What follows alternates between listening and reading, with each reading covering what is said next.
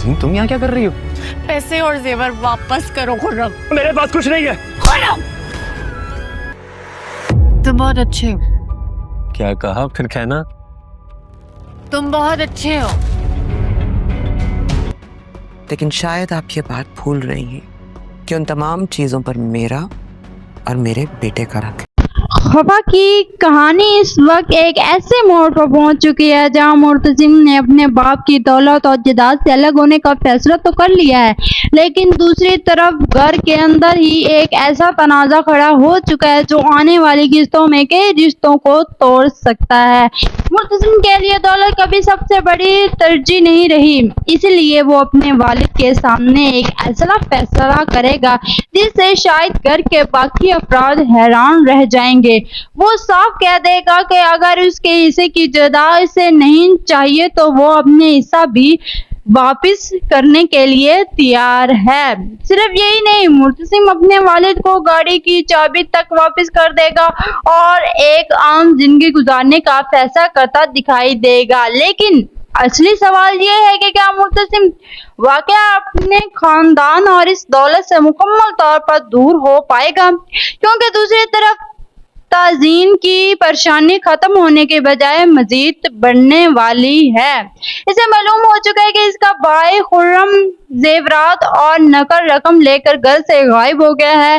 ताज़ीन अपने भाई के लिए उस फैसले पर शदीद गुस्से में होगी, खास तौर पर इसलिए कि घर में शादी का माहौल है और इस वक्त नए खुर्रम का ये कदम पूरे खानदान के लिए एक बहुत बड़ा मसला बन सकता है। ताज़ीन अपने भाई को तलाश करेगी और जब आखिरकार दोनों आमने सामने होंगे तो वो खुर्रम से जेवरात और पैसे वापस करने का मुतालबा करेगी, लेकिन खुर्रम साफ इनकार कर देगा, इसके पास कुछ नहीं है।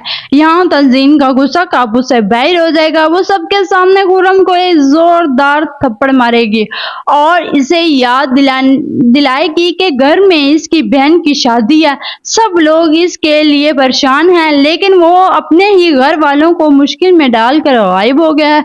मगर खुर्रम भी खामोश रहने वाला नहीं होगा। वो अपनी बहन की शरकत को अपनी तौहीन समझेगा, दौलत से निकलने का फैसला किया है। इससे बजाय अपने लिए एक नए जिंदगी का आगाज करना चाहता है। लेकिन सवाल ये है कि होगा, बल्कि इस बात का इशारा होगा कि घर के अंदर मौजूद माली मसाइल अब रिश्तों पर भी असर अंदाज होना शुरू हो चुके हैं और यही मुर्तसिम की कहानी भी इंतहाई अहम बदल दे। एक तरफ खुर्रम दौलत और जेवरात के मामले में सबको परेशान कर रहा है, दूसरी तरफ मुर्तसिम दौलत से खुद को अलग कर रहा है, जबकि ताज़ीन अपने खानदान को बिखरने से बचाने की कोशिश कर रही है। और ये तसादुम खफा की आने वाली कहानी को मजीद दिलचस्प बना रहा है। मेरी नजर में अगला बड़ा मसला सिर्फ ये नहीं होगा कि खुर्रम जेवरात और नकदी रकम लेकर कहाँ गया है, बल्कि ये होगा कि इसके इस कदम के बाद खानदान इस पर दोबारा एतमाद करेगा या नहीं। मुर्तसिम ने दौलत से मुंह मोड़ लिया है, मगर क्या इसके घर वाले भी इसे इस फैसले के साथ सुकून से जीने देंगे? और दूसरी तरफ खुर्रम ने जिस तरह अपने ही घर को मुश्किल में डाला है, इसके बाद ताज़ीन खामोश बैठने वाली नहीं है। आने वाले वक्त में इसके सामने सिर्फ अपने भाई का नहीं बल्कि पूरे खानदान के मुस्तकबिल का सवाल खड़ा होगा। मुमकिन है खुर्रम के हाथ से जाने वाली ये दौलत सिर्फ पैसों का नुकसान ना हो, बल्कि इसके नतीजे में ऐसा राज सामने आए जो खानदान के कई रिश्तों की हकीकत खोल दे। और शायद यही वो मकाम हो जहां मुर्तसिम और खुर्रम के रास्ते बिल्कुल अलग होते नजर आएंगे। एक दौलत छोड़कर अपनी जिंदगी बचाने की कोशिश करेगा, जबकि दूसरा दौलत के पीछे अपने ही रिश्ते दांव पर लगा देगा।